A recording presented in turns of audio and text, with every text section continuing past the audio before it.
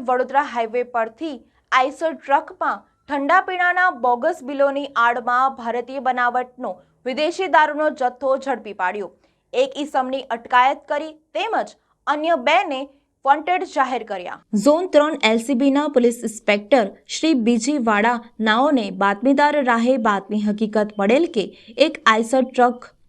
ભિવંડી મુંબઈથી ઇંગ્લિશ દારૂનો જથ્થો ભરીને રવાના થયેલ છે અને ભાવનગર તરફ લઈ જવાનો છે। જે હકીકતના આધારે માહિતીવાળી જગ્યાએ વાઘોડિયા બ્રિજ નજીક આવેલ ઇસ્ટર્ન આર્કટ કોમ્પ્લેક્સની સામેના ભાગે રોડ ઉપર વોચ ગોઠવી માહિતી મુજબનો આઈસર ટ્રક આવતા સદર આઈસર ટ્રકને કાર્ડન કરીને ચેક કરતા તેમાંથી ભારતીય બનાવટના ઇંગ્લિશ દારૂનો જથ્થો મળી આવતા આઈસર ટ્રક ચાલકને મુદ્દામાલ સાથે પકડી સદર ઇસમ બ્રિજેશ કુમાર અભિલાખા સિંહ યાદવ